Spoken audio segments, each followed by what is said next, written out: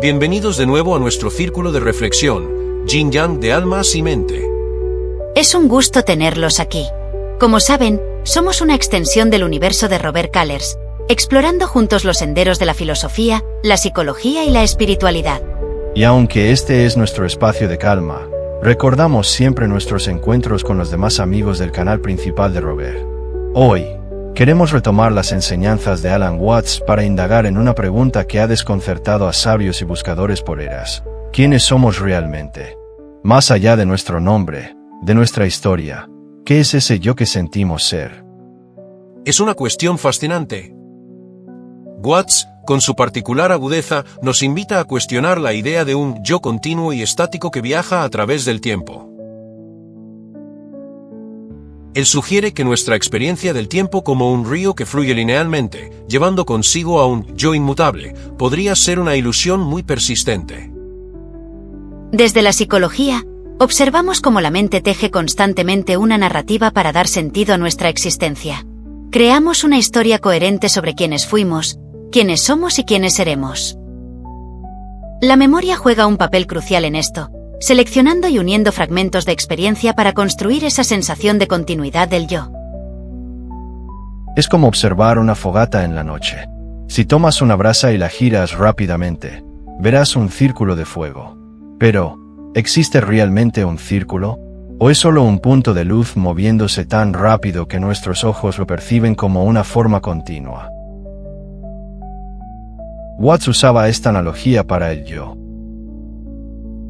Exacto. O el ejemplo que él mismo da, citando a T.S. Eliot, la persona que se acomoda en el tren para leer el periódico no es la misma que subió al tren desde el andén. Y, por extensión, quienes nos escuchan ahora no son exactamente los mismos que eran hace unos minutos, ni los mismos que serán cuando este vídeo termine. Cada momento es, en cierto sentido, una nueva existencia. Este concepto puede ser desconcertante al principio, porque estamos muy apegados a nuestra identidad, a esa sensación de ser una entidad separada y constante. El yo nos da una sensación de seguridad, de control. Pero Watts, y muchas tradiciones de sabiduría, sugieren que gran parte de nuestro sufrimiento proviene precisamente de aferrarnos a esa idea de un yo fijo, cuando la realidad es un flujo incesante de cambio. En el budismo, existe el concepto de anatta, a menudo traducido como no yo o insustancialidad.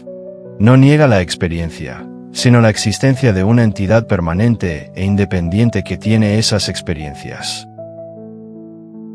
Dicen, el sufrimiento existe, pero no hay nadie que sufra. Los hechos existen, pero no hay hacedores. El camino existe, pero no hay nadie que lo siga. Y el nirvana existe, pero no hay nadie que lo alcance.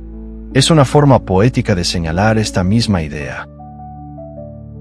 Lo cual nos lleva a una perspectiva liberadora, aunque radical. Si no hay un yo fijo que arrastre las cargas del pasado o que tema ansiosamente por el futuro, ¿qué queda? Queda la experiencia presente, el ahora en su manifestación constante. Los problemas, entonces, no son mis problemas, sino simplemente problemas que surgen y se disuelven en el flujo de la existencia. Esto tiene implicaciones profundas para cómo manejamos nuestras emociones y pensamientos.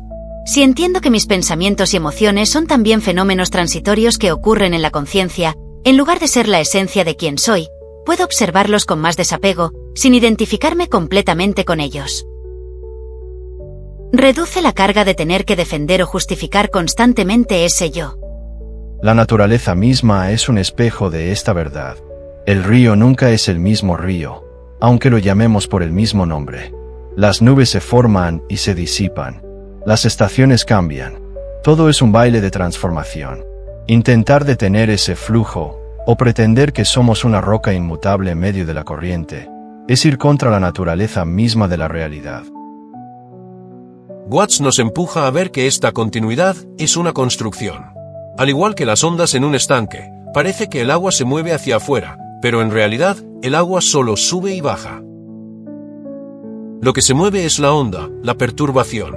Nuestra sensación de movernos a través del tiempo, arrastrando un yo constante, podría ser similar. Y la liberación no viene de destruir el ego o el yo, sino de comprender su naturaleza ilusoria y funcional. El yo es una herramienta útil para navegar el mundo cotidiano, para relacionarnos. El problema surge cuando nos fusionamos con él, cuando creemos que somos esa herramienta y no la conciencia que la utiliza. Entonces, la pregunta ¿quién soy? Quizás no tenga una respuesta fija, sino que apunta a un misterio más grande. La conciencia misma que experimenta este fluir constante. Estar presente en ese fluir, sin aferrarse, es donde reside la verdadera libertad. Una idea para reflexionar. Si no son el yo que creen ser, ¿qué posibilidades se abren? Gracias por acompañarnos en esta exploración. Observen sus pensamientos sobre quiénes son esta semana. ¿Son fijos o cambian? Les deseamos mucha paz en ese descubrimiento. Que el río de la vida los lleve con suavidad y conciencia. Hasta nuestro próximo encuentro.